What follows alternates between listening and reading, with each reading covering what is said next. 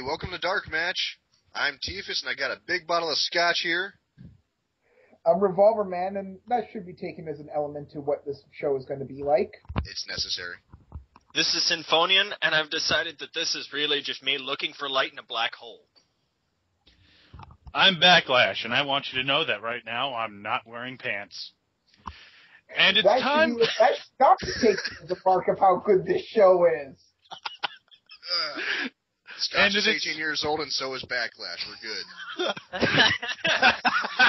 And it is time once again for What is Iron Sheik tweeting now? One of the most intelligent shows in the world. At your Dr. G, he helped me make my fucking back best shape to be in Hall of Fame. Fuck Hulk Hogan. Beautiful. Because at this point, because after Hogan's recent actions, every tweet should end with "fuck Hulk Hogan." True. We need that trend. Welcome back, Crazy Sheik.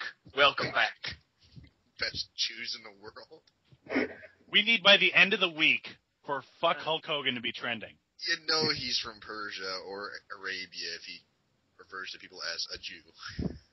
Like, for no specific reason. It's just the way he does it. That's just our Sheik. And we wouldn't do it for the world. God bless Sheik. Everybody is Jew, but I love you anyways. Alright, after that, once again, another great example of us delaying shit. Let us move on to the meat of this episode, which is Impact.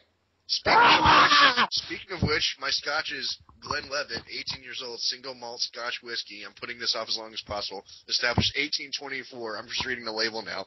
Founded by George Smith in 1824, the Glenlivet was prized as the finest of all whiskeys. This isn't going to work, is it? We still have to do the show.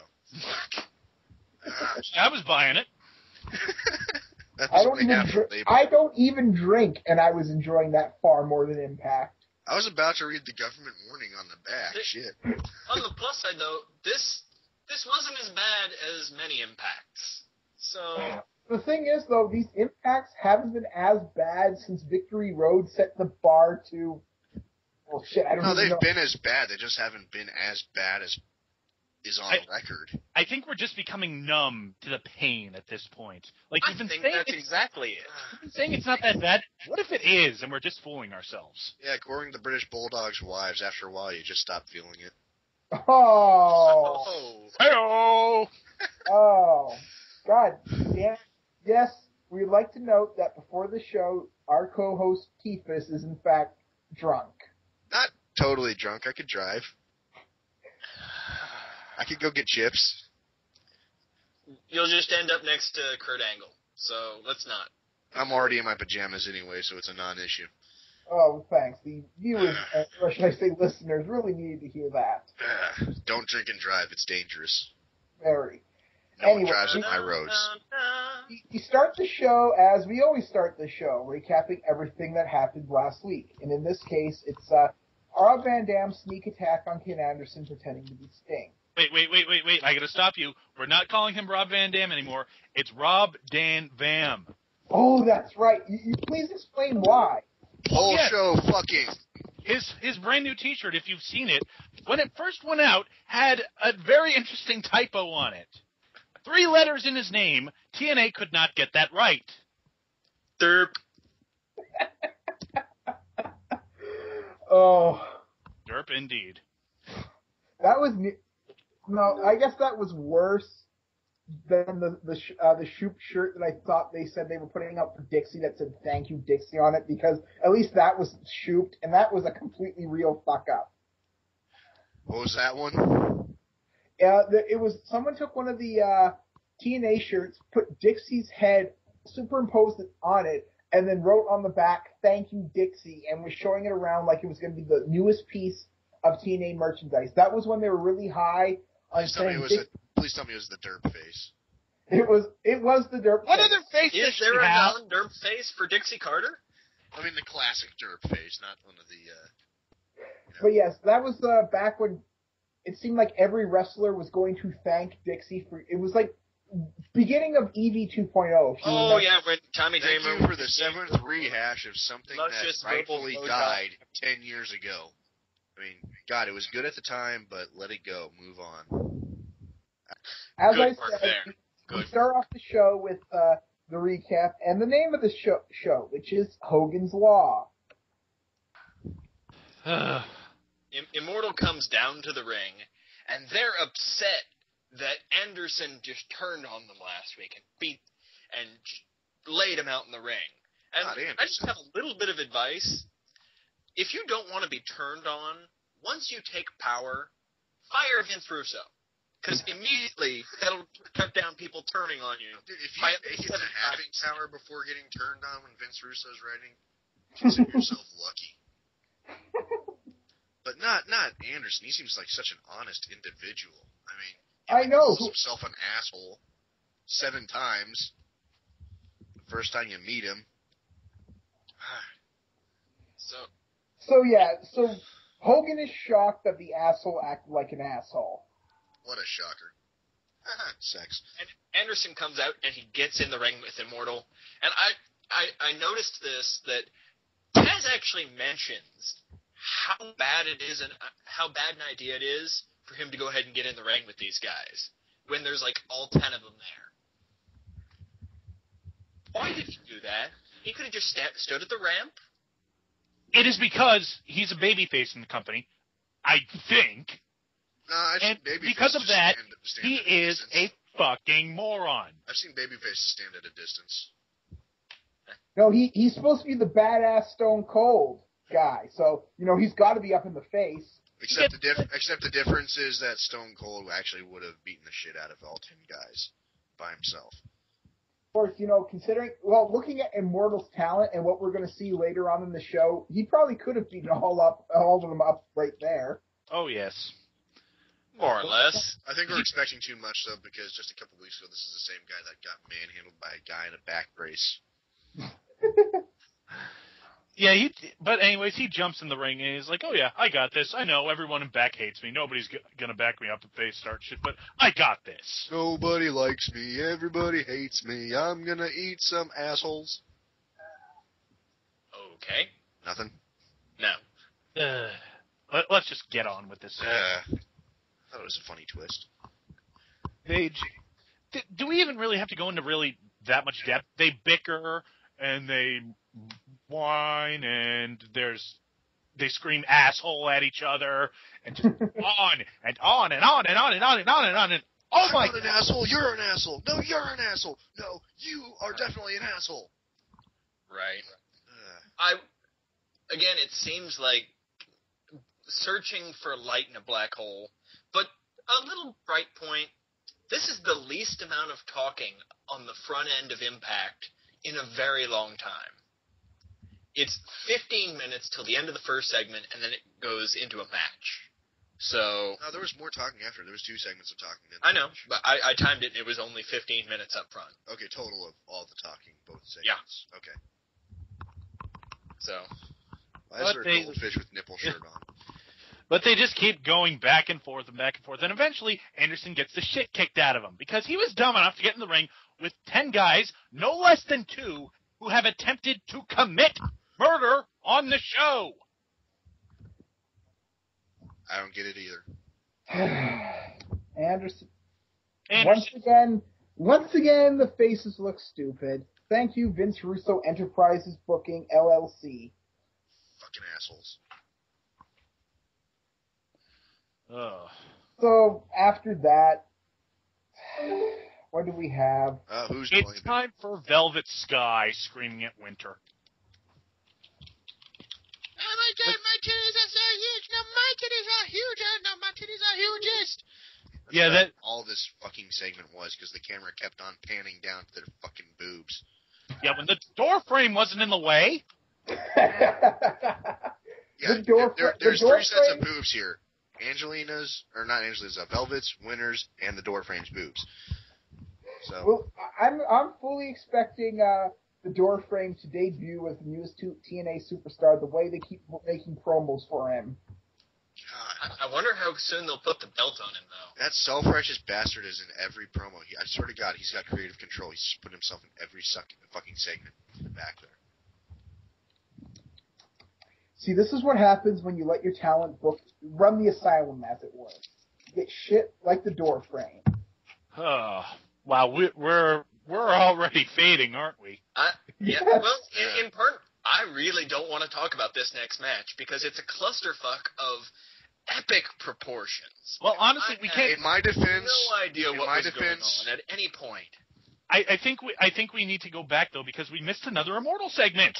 in my defense, don't you one want to talk more about sip and this Immortal bottle of segment? scotch is done. So I don't fucking. Well, deal with it. We're sober. Yeah, but then I have to go get beer, and that's all the way on the other side of the apartment. Is this the one with Hogan on the phone? Yeah, it's one where Eric is on the phone and they set up the best of 3 series. Keep in mind, best of 3 series. We want to establish that right now. It's a best of 3 series for the man advantage in the Immortal Fortune match at Lockdown on Sunday. So there are real stakes for this match. Okay, so the next match it's a 4 corners match, which instantly screams clusterfuck. It's Crimson, Jesse Neal, Orlando Jordan, and Doug Williams in a 4 corners match, basically just to set up the big tag bullshit they've got coming up. Okay, 4 guys in a 4 corners match. Yeah, I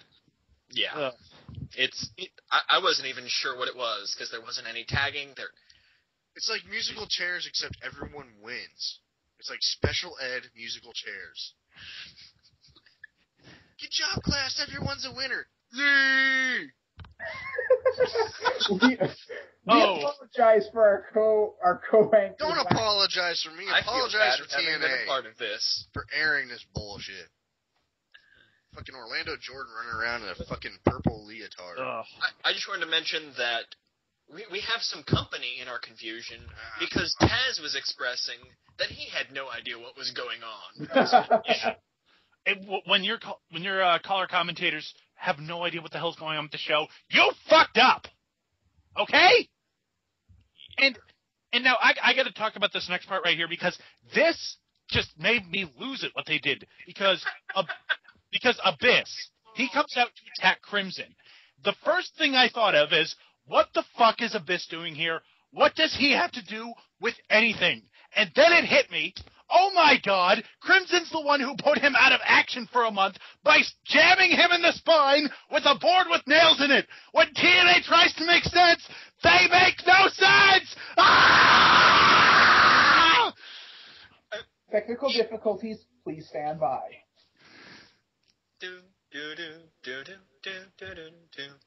But yes, not. How long has it been since Abyss came back? Roughly a month? 3 weeks. It's been 3 weeks. It took 3 weeks for them to realize, oh shit, Abyss has got to hate Crimson. And no, he's been saying, like, oh, I have to take on Fortune. They're the ones that did this to me, when they had nothing to do with this. God. On the one hand, I give them a little bit of credit. No, I give them no 50 credit. points for remembering that it happened. No. And then I'm going to take away about 10,000 points for not making any sense while they're doing it. No points, no positives. TNA either never make sense or start making sense all the fucking time. That's all I ask is for a little consistency with my bullshit. In addition to the Abyss adding to the clusterfuck, there's a brawl outside of the ring with the extra tag partners from the people who are in the match getting into something that starts when Shannon Moore continues being a douchebag. There's 9 fucking people doing stuff in this ring. Good God almighty. But in the end, Orlando Jordan wins with the gender bender. Damn it, Futurama already took that name, you fucking thief. It looked to me to just be a swinging neckbreaker. Whatever. Oh, my favorite segment comes next. I love this segment. You love this segment. What was this segment? Oh, yes, I know this segment. It's the Bully Ray RVD promo. RTV. Get it right, jackass. Sorry. We apologize. It's the whole showing fuck. Sorry. I typo sometimes, and my mistake. But Bully Ray comes to RVD, and RVD's busy playing video games in the back. And no one can pay attention to what's actually going on in this promo because there's a person hiding in the background in the bathroom. You can see this person's arm sticking out of where they're trying to hide. And you're just wondering who this person is. Will they have something to do? Why are they there? Is there any purpose? Will we ever know? The answer to all those questions is we don't know. Vince Russo knows. Anyway, this had the, once again, we have to make it shooting, brother. When, Bully tells RGV that the grass is greener on the other side with the mortal, and there's also less seeds. I laughed at the joke, I'll be honest. It was just funny enough to laugh. Well, if that's the case, then it was clearly an improv by somebody, and it wasn't fucking Russo's writing. Right. It was good for a chuckle and nothing more. So yeah, that's basically Bully tells RDV that, you should join Immortal, because it's not like we tried to murder you or something. No, who tries to murder people in TNA? That never happens. They're smart about that. Oh, wow. So we come back from commercial, and it's Matt Hardy versus Kazarian in the first of the best of 3 series, and this match was not very good. It was awful. It is very rare you will ever see Kazarian put on a piece of shit match, but this was it. It was because I think they wouldn't let him do anything that made it a good match. He does nothing but go for pinfalls for 90% of the match. He gets in no offense. Wait. Are you saying that Matt Hardy might be sabotaging his fellow workers behind the scenes? Perish the thought. But for God's sake, it was trying to make Matt Hardy look dominant. What the hell is that?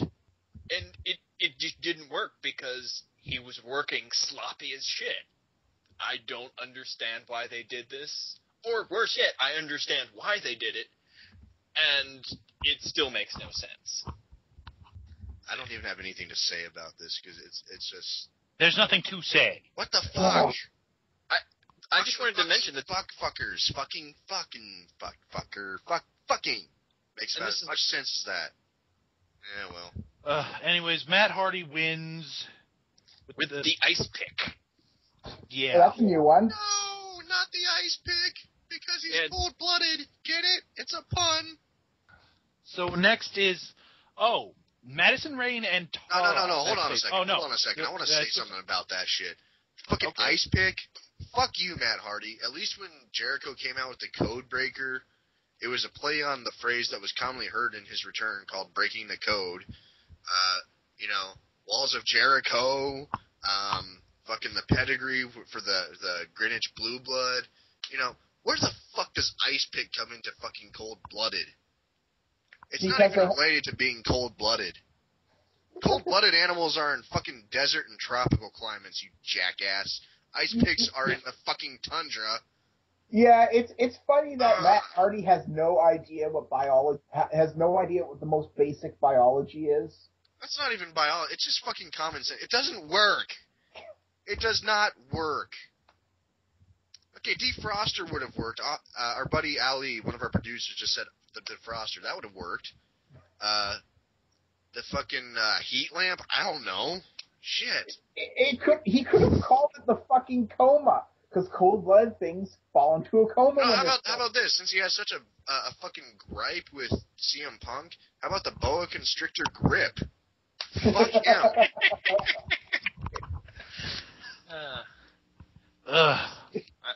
The problem is, Tifus, is that you're far too creative for TNA, so you're expecting too much of them.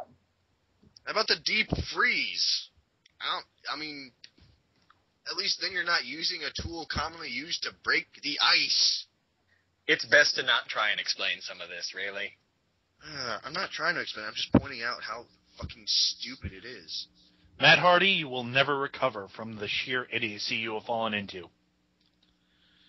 Nobody ever recovers from TNA, with the possible exception of Christian. The Graves will recover. We gotta hurry this shit up. Some shit happens to you. Good night. Bye. Anyway, so Matt wins with the submission maneuver. Next, no, about as much as we do if that was it. We go in. Comes back from commercial, I think, and it's Madison Rayne and Tara doing a promo in the ring, and I don't like going out of the way to say this, but Madison's dress is just ugly as shit. I mean, it looked like something Kane's girlfriend would wear. I'm not even gonna lie. I saw them coming out, and I was like, fuck this. I'm going to Taco Bell. I went to Taco Bell, so I'm just gonna be quiet and just interject, and you guys say shit. Have fun. Yeah, Tara's setting up for a face turn. Fuck it. Oh, by the way, they're talking about how they tried to murder Mickie James last week. More murder! In a way that didn't make sense. How do you fucking run someone over with a bike and not get all the way over them? A tiny bike at that. Like, it's not a big one. On top, like, they have to be lying down, acting as a speed bump for you to be able to go over someone on a fucking bike. It's kinematic physics, TNA. It doesn't work that way. It probably doesn't help that they decided to run her over with something significantly lighter than a car. Yeah, much lighter than a car. It was probably lighter than Mickey. Yeah, like I was saying, it's a small bike. But she's in the ring confessing to assault with a motor vehicle and attempted murder. Where are the police? Yes. Really? God, how many... You know what? We kind of rash on WWE when they kind of do an illegal thing, which, like, well, it's wrestling, so technically it's okay because they signed off on it. No, these are flat out fucking felonies TNA keeps doing. I mean, you cannot sign. There is no contract in the world that says I allow my fellow employees to kill me if they feel the need to. If they're really angry and they think it might be appropriate to the situation, or even if they don't, they can go ahead and try. The only thing I really have to say about this is the whole thing they're setting up is Tara is uncomfortable working for Madison. And, gee, where have I seen this angle before? Oh, hi, Lay Cool. I didn't see you there. TNA, taking WWE scraps 1 week at a time. But as I've said before, I'm looking for the bright spots in this black morass, and I found one in this bit. And it's where Madison tells that if she doesn't sort of shape up, she'll be back working a minimum wage job. And really, knowing what they pay the knockouts, she probably already has at least that on the side. Well, she used to, work on bikes herself until her bike shop burnt down, unfortunately. But you think she's working at a Pet Boys or an AutoZone? I'm gonna go with the Walmart automotive section. Oh man, now you're just being mean. I don't know, maybe she works enough hours. They might give her medical too. Oh wait. Anyways, then Vicky comes out, and the extent of her injuries is a sprained arm. Yep, and I'm going to go ahead and piss No Leave off, because I know he's listening, but he can't say anything. So, and I'm going to say, I didn't mind this promo from her. She goes batshit crazy about how they've made her life a living hell for the last 6 months. And really, it wasn't that bad a promo. Had it been from a male wrestler about another male wrestler, word for word, it pretty much would have been accepted as par for the course. It wasn't that bad until the end, where she says that at lockdown she'll show her how hardcore country she can be. That doesn't make sense, Mickey. That just means you're going to show how you can be used as a farmscape. We must move forward. I think Titus is passed out. Yeah, he's not saying anything. He's gone. We lost Davis. Oh, We have experienced here on the Darkmatch. Oh no, he's still alive. he's stirring Get me into my life, baseball ladies bat. and gentlemen. Okay. Anyway, so we move on into the next match eventually. And they say it again, and it angers me every time. They're talking about the street versus the submission match at Lockdown. Why do they keep doing this? Because it's the same reason they started hyping the Road to Lockdown just a couple weeks before WrestleMania. Alright? You know, think about that. Road to WrestleMania, Road to Lockdown. Streak versus whatever, Streak versus whatever. It's fucking bullshit. Exactly. They're trying to ride coattails way too much instead of a step. You know, they're only 10 fucking years old. No one is going to hold it against them if they're trying to establish themselves. And coming up with their own damn traditions and everything, Yeah, especially not in fucking sync throughout the year with WWE's traditions, would actually work in their fucking favor in the long run. But WWE traditions is all fucking Russo knows. That's the problem. I mean, think about it. When was Starrcade? When was WrestleMania? Did either of them copy off the other? No! Just fucking have fun with it, man. Set up your own shit. See what people react to. See what's special for them. Agreed. Jesus. Ugh. We lead into the next match, which is Samoa Joe, Kurt Angle, and Matt Morgan versus Jeff Jarrett, Hernandez. Fuck this match. I have to scream every time I hear Jarrett's name. Jarrett. Jeff. I meant Hardy. Come on, man.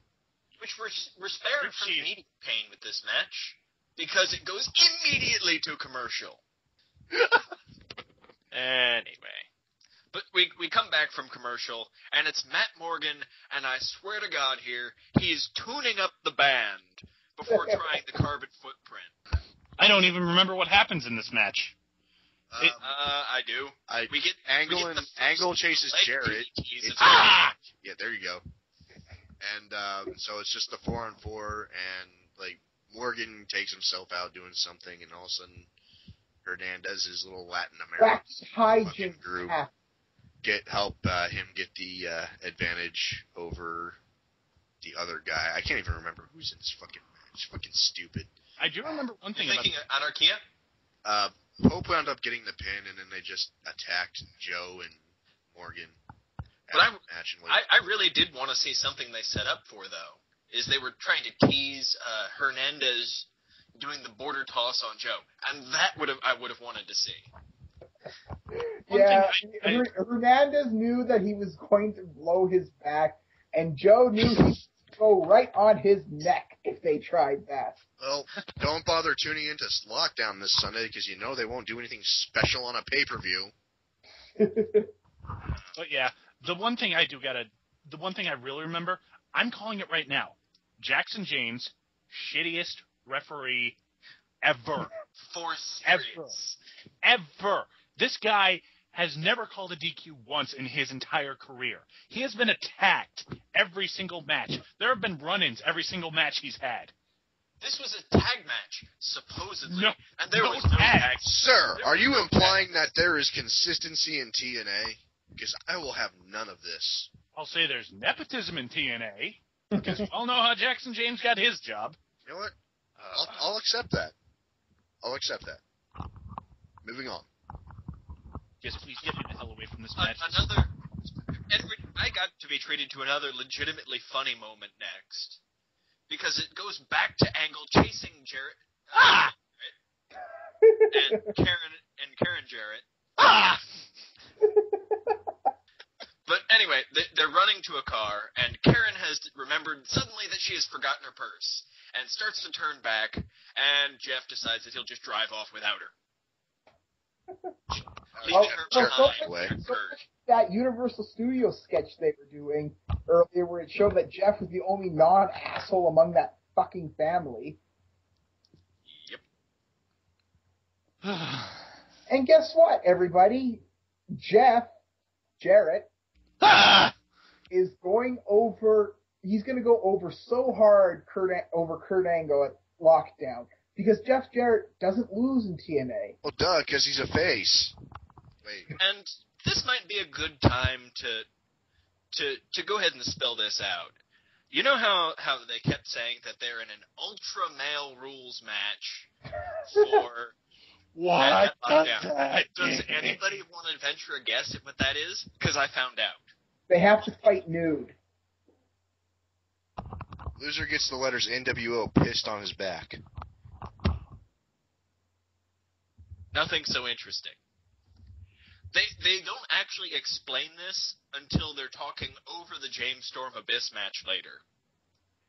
And it's the Ultramale rules are the best of 3 falls in the cage, wherein the first fall must be a pin, the second must be a submission, and the third must be an escape.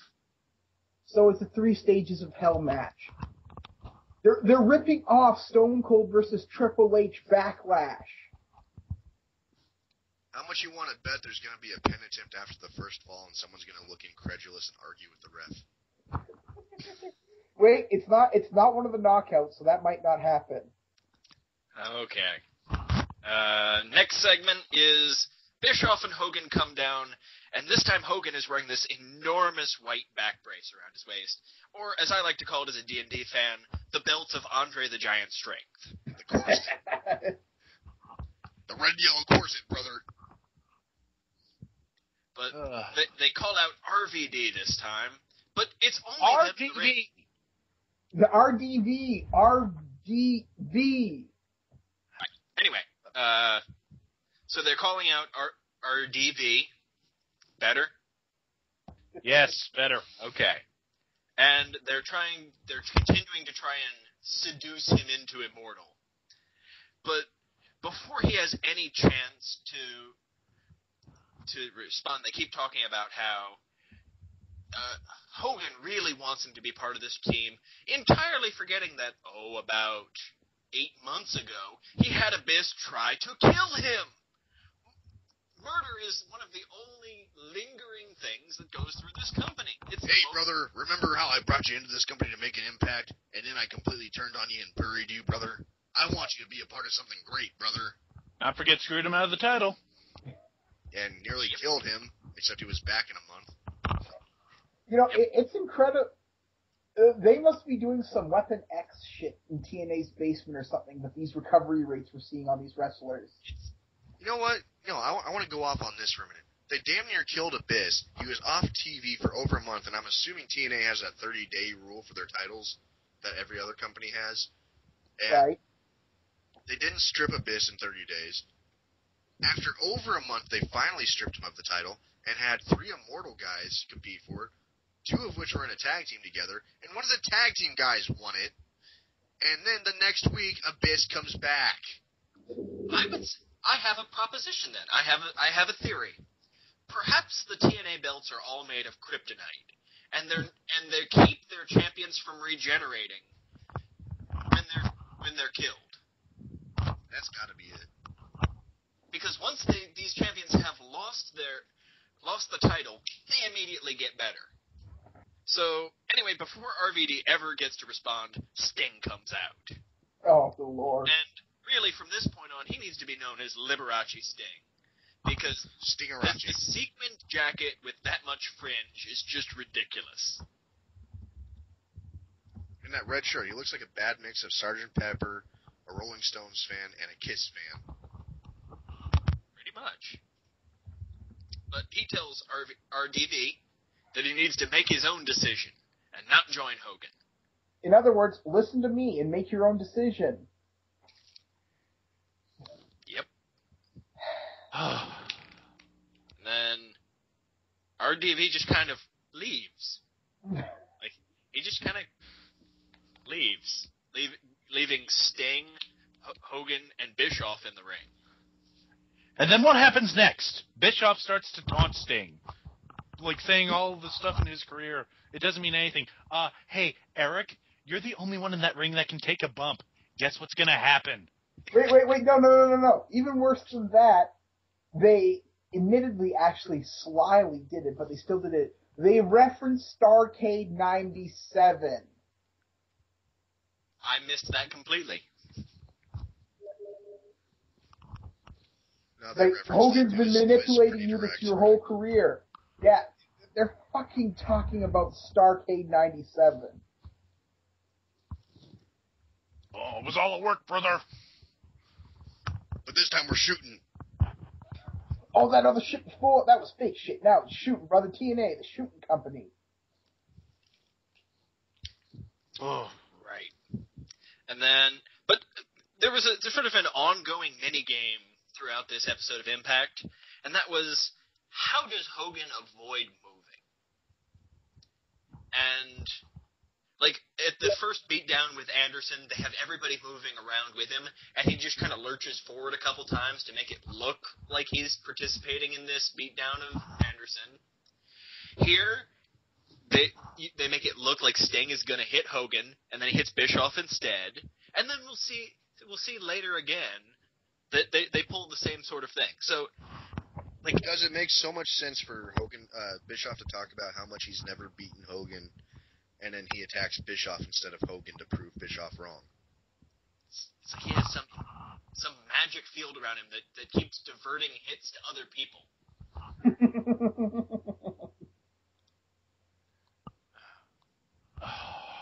But that's the end of that skit bit, and we move into the second match of the best of three series. How far along through the fucking show are we? Because this is...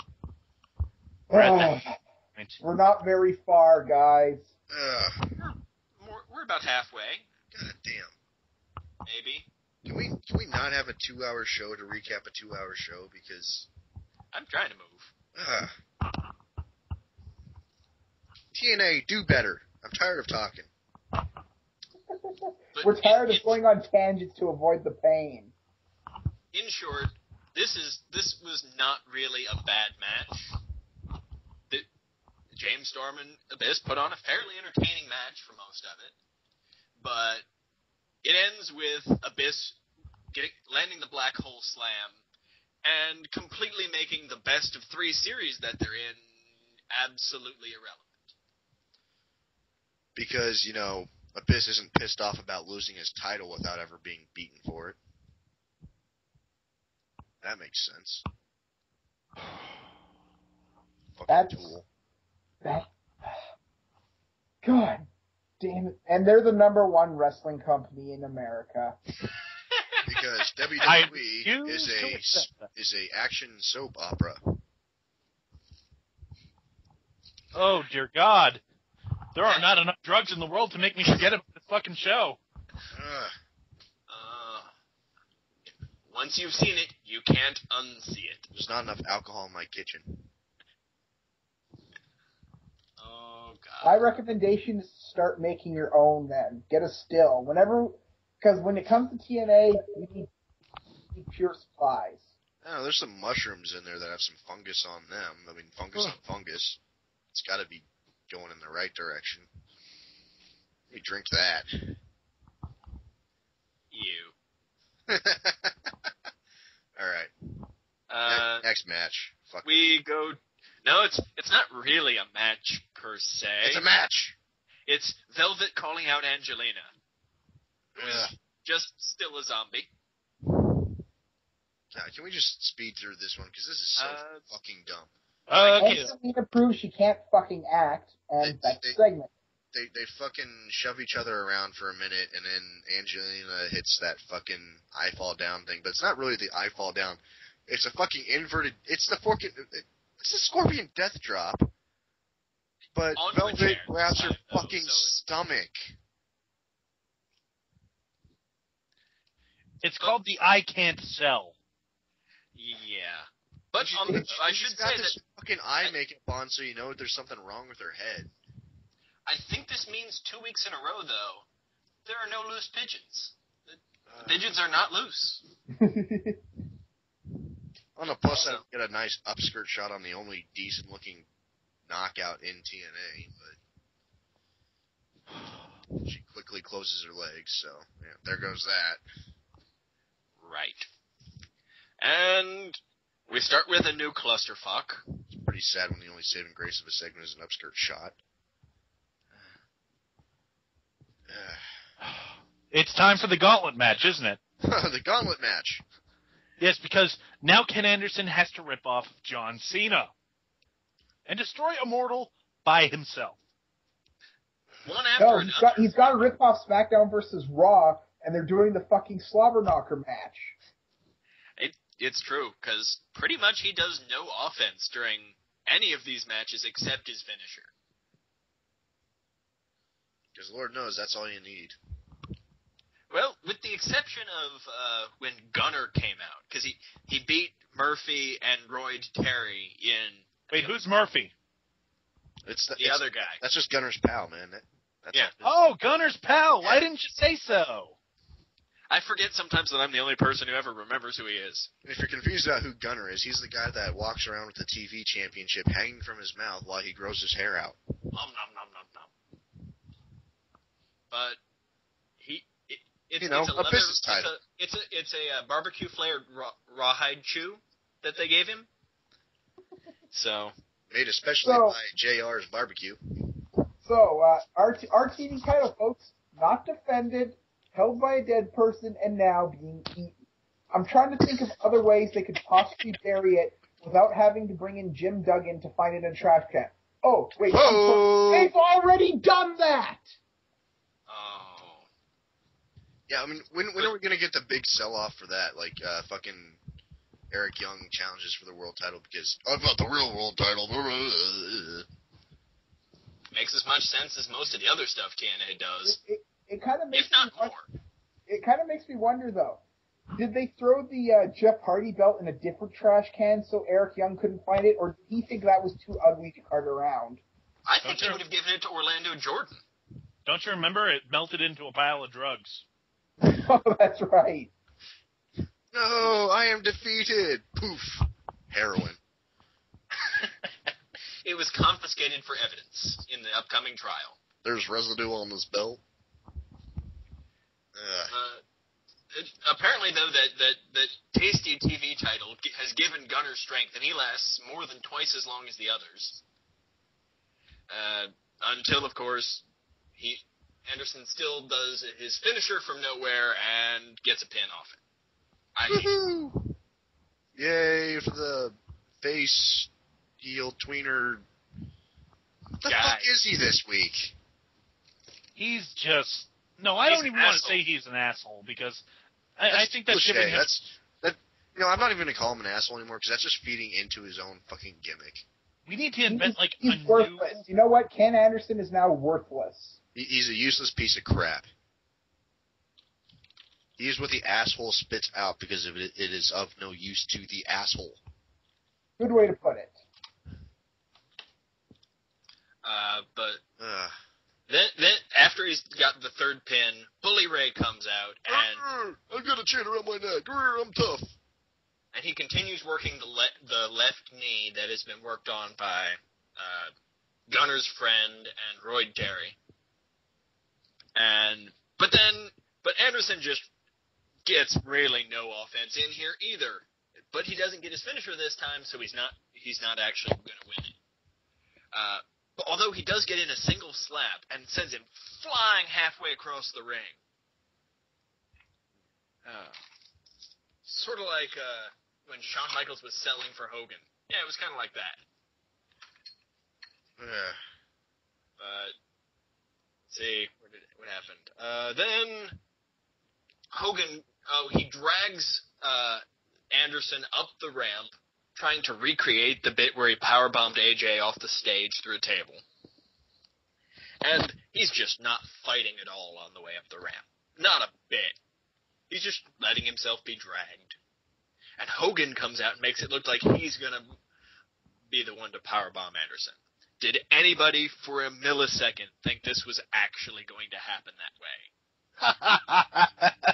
No. They had the huge pile of padding underneath him, but I guess that's always there just in case. It's not even padding, it's cardboard because they can't afford styrofoam in Universal Studios. That's less the thing that I was thinking of. Did anybody think that Hogan was actually going to powerbomb him this soon after that surgery? If anyone thinks Hogan can lift more than 100 pounds with his back, they're fucking dreaming. Right. And then fucking Sting But then comes guess out. what? That means Hogan's dreaming because he wants to return to the ring. Yeah, fuck that shit.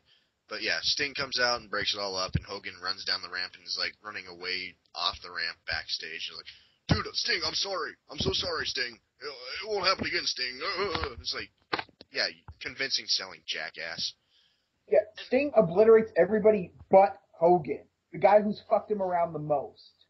Like I said, it's like Hogan has a magic field that has other people taking hits for it. He was standing right next to Sting while Sting was beating the shit out of Bubba Ray.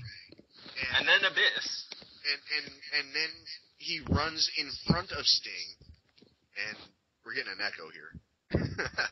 But he runs in front of Sting to the ramp to run down the ramp, and Sting's just like, hey, look, someone's standing underneath me. Doesn't do a damn thing with his fucking bat. We just peg the shit out of him in the fucking lower back. But he'd still get back in the ring, brother, because it's in his blood. You know, Edge can get back in the ring because, you know, brother, the doctors don't know what they're talking about, brother. You come to TNA, you can pop all the pills you want, brother. And brother, we can do it, brother. We can win the tag team championship again, brother. Brother. Brother, the money we took we'll from leave that for tomorrow. Seriously, brother. You know what? We took the money we were going to give to Generation Me and bought a pool full of morphine, brother. This asshole just actually tweeted an open invitation for a guy that got told by, like, world-renowned surgeons to never wrestle again, to join TNA to wrestle. WWE has probably got some of the best fucking sports surgeons on earth working for them, and they told Edge, you have to hang it up. They got Lloyd Youngblood and anyone else he recommends pretty much, is going to be fucking God in the operating room. And this guy wants Edge to come wrestle for him. And he's already got 3 discs fused together. Oh, Hogan, you just don't get it, do you? Go away. We don't need you. We can do this without you. We've been doing this without you. We can are doing this without you. You're not getting it. Stop, Hogan. Stop. Stop. I know I'm not being funny, but just stop. Stop. Hey, you know what really is funny? What? Jarrett. All right. But here's the part where I thought Impact was going to be nice and just end 5 minutes early on us. Nope. Like, I'd even turned it off. Cool. Went to go do something else and looked at the clock and said, they just went to commercial with 5 minutes left. Son of a bitch, there's something else. We get Promo Mania! Seriously. Basically, everybody calling each other a bitch, and that's about it. Everybody was bitching to the camera. I hate this guy. Everybody He's a jerk. RDV was just extreme into the camera and just yelling and going over the top. Talk about 80s promo overkill. And Sting more than any of the rest of them. Holy crap, I thought he was just going to eat the camera. Just open his mouth and swallow the whole thing, because it was right there on him.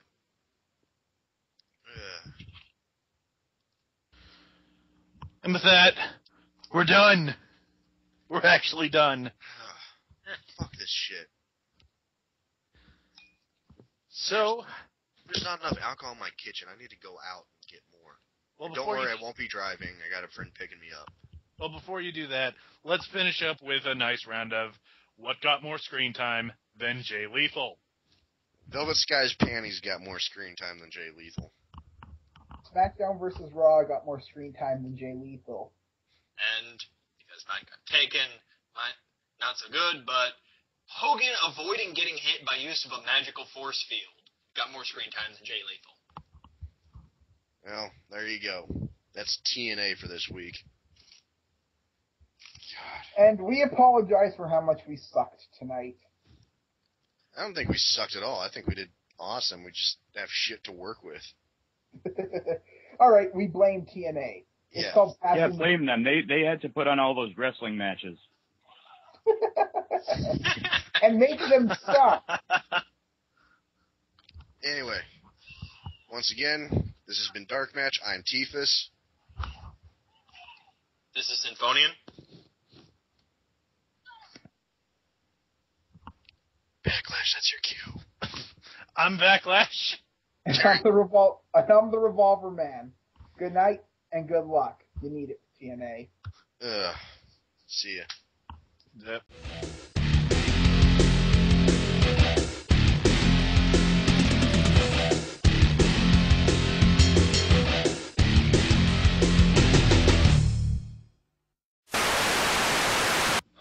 Oh, TNA. You're making us go to places that only sell 35% beef. Hey, now, it's 85% or higher, and the rest is additives you would find in normal ground beef products, not at your grocery store. This is padding. There is no sawdust in the beef. Do not fucking take this away from me. They just released the cheesy double-decker. I'm in fucking heaven. Speaking of heaven, this is where we all feel like we're in hell. Yes. Because Here's, I'm gonna go out and get a beefy, crunchy burrito. Fucking I'm gonna laugh at your misery because you didn't enjoy one last night while I was. Instead, you were watching fucking Tara in her fucking cane, fuck me in the ass dress. Oh my God. We apologize to your viewers or listeners. You know what? Fuck it, your viewers. Don't take your anti-Taco Bell agenda to this show. This is not about the good Taco news Bell. is after this point we won't have to worry too much about what we're saying because we won't have anybody listening.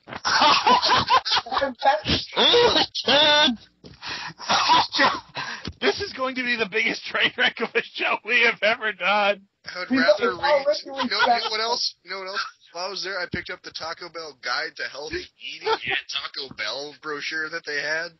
I would rather read that than watch the rest of fucking TNA Impact. So wouldn't I. So wouldn't I.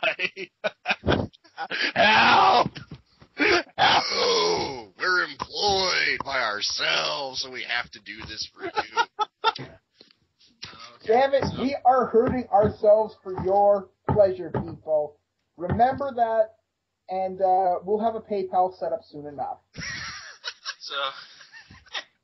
Okay. So Merchandise anyway, or something, you can get balloons or thongs. I don't know what the fuck.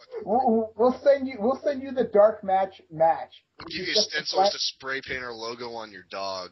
Exactly. There we go. yeah, we should probably go back to